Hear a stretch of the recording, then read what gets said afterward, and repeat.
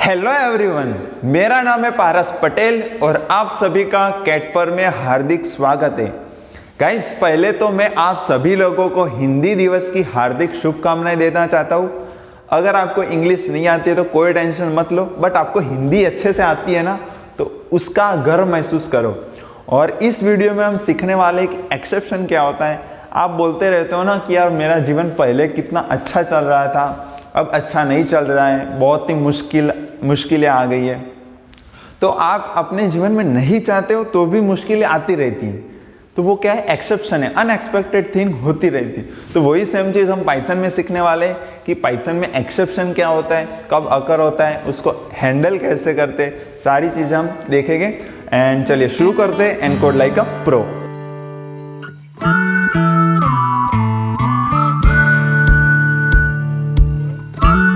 इस वीडियो में हम सीखने वाले हैं कि पाइथन में एक्सेप्शन क्या होता है। तो चलिए देखते हैं। गाइस, इस वीडियो को स्टार्ट करने से पहले मैं आपको कुछ एग्जांपल देता हूँ कि जहाँ पे हमें लाइफ में एक्सेप्शन आते रहते हैं। मान लो अब आप बाइक लेके रोड पे जा रहे हो और एक्सीडेंट हो जाता है, भगवान करे ऐसा ना हो, बट हो जाता है। तो ये क्या हो जाता है, एक्सेप्शन। आप तो सही से जा रहे थे बाइक पे आपके काम करने के लिए, बट क्या हो गया, बीच में एक्सीडेंट हो गया, तो उसे बोलते हैं एक्सेप्शन। अब कभी कभी क्या होता है कि हम अभी देखो ना, स्कूल कॉलेजेस अच्छी तरीके से चल रही थी, बट बीच में आ गया कोरोना की वजह से क्या हुआ, स्कूल कॉलेजेस बंद हो गई। तो क्या होगा, एक्सेप्शन। बीच में कुछ चीज़ें अनएक्सपेक्टेडली रुक जाती है, हमें पता नहीं होगा तो क्या होता है। लाइफ क्या है, अनएक्सपेक्टेड है। अब जीवन में आगे क्या होगा क्या नहीं होगा हमें पता नहीं होता, एक्सेप्शन आ जाते हैं। तो सेम वही चीज़ पाइथन में भी होती है जब हम प्रोग्राम करते हो। तो यहाँ पे एक चीज़ होती है कि how to handle arbitrary exception. Exception program में भी आता है। प्रोग्राम हमने अच्छे से लिखा है, ठीक है, कोई एरर नहीं है प्रोग्राम में, बट कभी कभी क्या होता है कि नेटवर्क इश्यू के कारण अभी कुछ फाइल आप रीड कर रहे हो, ठीक है, तो नेटवर्क के कारण वो फाइल रीड होती नहीं है, बट आपका प्रोग्राम सही है, ठीक है, बट नेटवर्क इश्यू की वजह से एक्सेप्शन आता है कि आपकी फाइल रीड नहीं हो रही है। तो एक्सेप्शन अगर हैंडल नहीं होता अच्छे से तो बहुत सारे प्रॉब्लम, अनएक्सपेक्टेड प्रॉब्लम्स आपके प्रोग्राम में आ सकते हैं। तो और कभी कभी क्या होता है कि फाइल जो आप रीड कर रहे हो वो होती ही नहीं, कंप्यूटर में वो फाइल है ही नहीं, तो आप रीड कैसे करोगे। तो उस टाइम पे आपको एक्सेप्शन हैंडल करना ज़रूरी हो जाता है, क्योंकि क्या होता है कि कुछ कुछ चीज़ों पे डिपेंड होती है। मान लो आपने 2-3 फंक्शन बनाए हैं, तो एक फंक्शन दूसरे 2-3 फंक्शन पे डिपेंडेड है।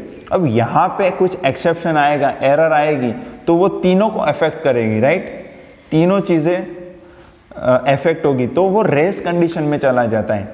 रेस कंडीशन मतलब एक चीज़ पे डिपेंडेड। अब एक चीज़ ठीक नहीं होगी तो तीनों चीज़ें क्या, हॉल्ट हो जाएगी, आपका प्रोग्राम वहीं पे हॉल्ट हो जाएगा। समझ गए। अब एक्सेप्शन क्या होता है और उसको हैंडल नहीं किया तो क्या होगा। अब हैंडल कैसे करते हैं वो अभी देखते हैं, ठीक है। अब हैंडल करने के लिए it is easily achievable using Python exceptions. तो पाइथन में इनबिल्ट एक्सेप्शन होते हैं कि जो आप प्रोग्राम जब रन करते हो, तो आपको एग्जांपल दो तो ज़ीरो डिवीज़न एरर, जब कोई भी चीज़ को आप ज़ीरो से डिविजिबल करते हो तो वो ऑटोमेटिकली एक्सेप्शन रेज होता है, वो इनबिल्ट होता है, ठीक है। अब कुछ एक्सेप्शन इनबिल्ट नहीं होते, हमें भी रेज करने हो तो कर सकते हो, तो वो कैसे करेंगे वो भी देखने वाले हैं। तो एक्सेप्शन हैंडल कैसे करते हैं, तो ट्राई एंड एक्सेप्ट ब्लॉक्स हैं। तो वो कैसे करते हैं, तो एग्जांपल मैं आपको देता हूँ तो ज़्यादा समझ में आएगा। तो चलिए देखते हैं। इस आइडियली में मैं एक इंपोर्ट कर रहा हूँ, इंपोर्ट सिस मॉड्यूल, सिस मतलब सिस्टम मॉड्यूल, ठीक है। और यहाँ पे एक रैंडम लिस्ट बनाते, तो रैंडम लिस्ट बनाते उसमें मैं 3 चीज़ें डालता हूँ, एक तो ए, फिर एक 1 एंड एक 0, ठीक है। इतना समझ में आया, सिंपल लिस्ट बनाया। अभी मैं फॉर लूप यूज़ कर रहा हूँ, for I in random list, ठीक है, रैंडम लिस्ट। अभी यहाँ पे मैं ट्राई का यूज़ नहीं कर रहा हूँ, ठीक है। अभी डायरेक्टली हम प्रिंट कर रहे हैं, print i divided by int i. तो यहाँ पे आई नहीं करना, यहाँ पे 1 कर देते, ठीक है।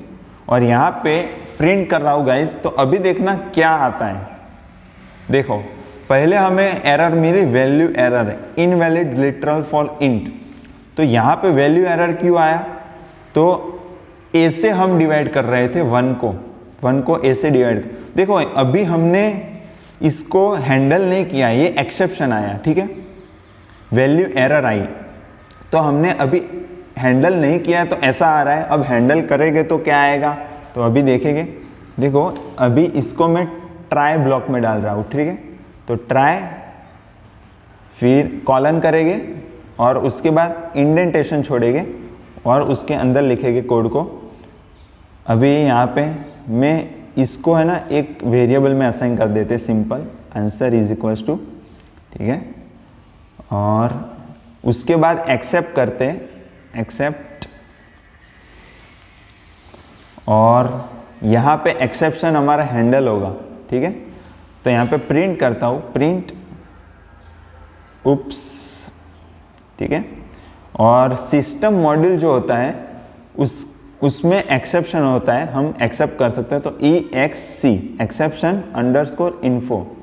तो इन्फो से हमें है ना 3 चीज़ें मिलती है, तो एक तो हमारी जो एक्सेप्शन उसका टाइप, फिर वैल्यू एंड ट्रैकबैक ऑब्जेक्ट, ये 3 चीज़ें हमें इससे मिलते हैं system.exe_info। बट हमें 0 वाली चीज़ चाहिए, तो मैं क्या कर दूंगा, इंडेक्सिंग कर दूंगा, टुपल में से इंडेक्सिंग कर सकते हैं ना वैसे, तो ऐसे कर दूंगा अकर्ड।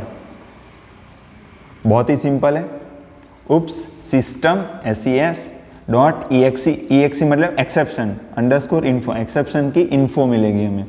तो अभी देखना गाइज, मैं जैसे ही एंटर करता हूँ, देखो value error occurred and 0 division error occurred, 2 चीज़ें हमें मिली एक्सेप्शन के रूप में। और तीसरी चीज़, हमें यहाँ पे 1 से तो डिवाइड कर सकते थे, बट हमने आंसर अभी प्रिंट नहीं किया है, इसलिए हमें आंसर नहीं मिला।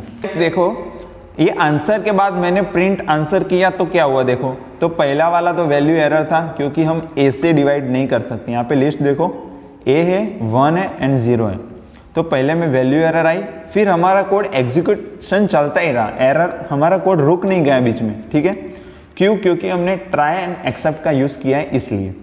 तो उसके बाद हमारा आंसर मिला 1.0, क्योंकि 1 डिवाइड बाई 1 1.0, एंड तीसरा 0 से मैंने डिवाइड किया तो यहाँ पे क्या आ गया, 0 डिवीजन एरर, ठीक है। तो ऐसे हम ट्राई एंड एक्सेप्ट का यूज़ करके हम इजीली कोई भी एक्सेप्शन को हैंडल कर सकते। अभी नेक्स्ट देखते, तो ये सिंपल सा था।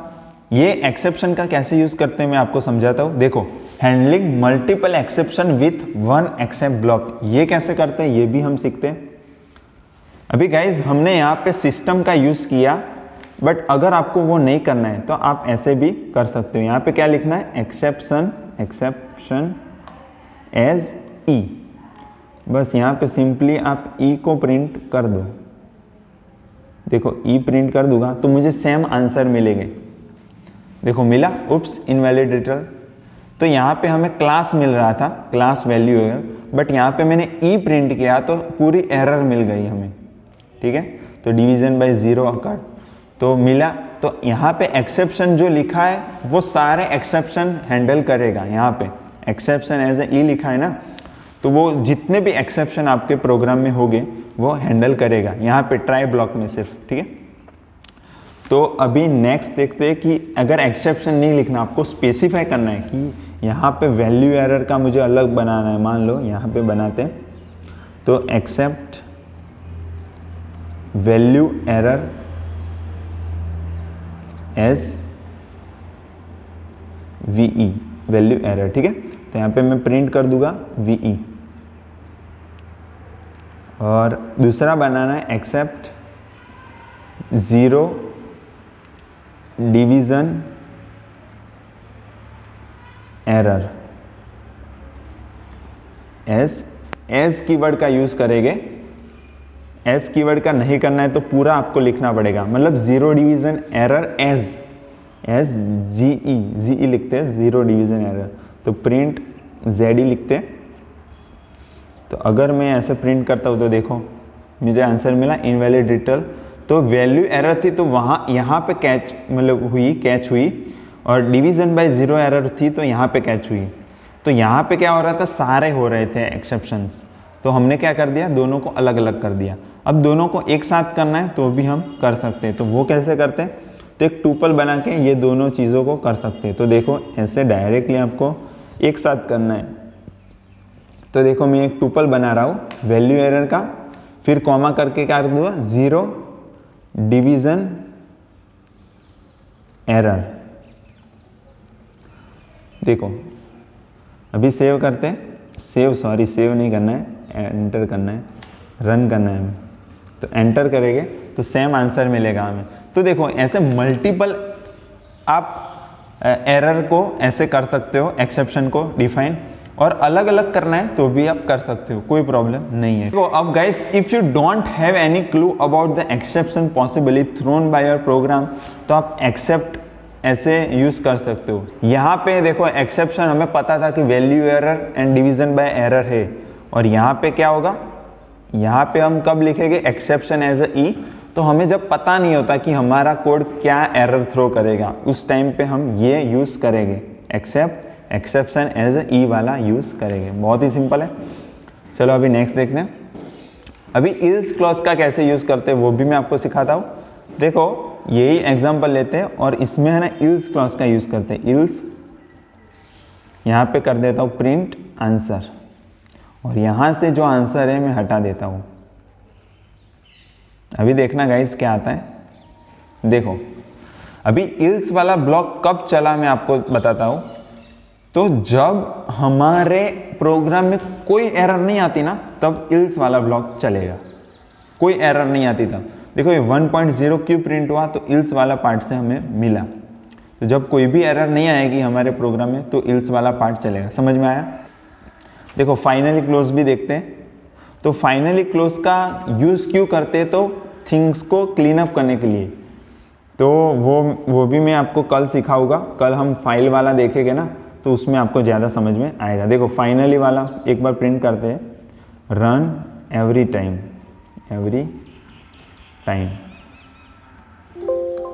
सॉरी ये एरर। देखो रन एवरी टाइम, तो फाइनली ब्लॉक, अगर आपके ब्लॉक में एरर आती है या नहीं आती, कुछ भी होता है, तो ये फाइनली वाला तो चलेगा ही चलेगा। तो देखो पहली बार भी चला, एरर आई थी तब भी रन एवरी टाइम 3 बार चला। समझ में आया। तो फाइनली ब्लॉक हर बार चलता है। तो फाइनली ब्लॉक यूज क्यों करते हैं, तो आपके प्रोग्राम में कोई फाइल ओपन की हो तो उसे क्लोज करनी है, तो फाइनली में आप डाल के क्लोज कर सकते हो, क्योंकि ओपन किए तो उसको फिर क्लोज करना ही पड़ेगा।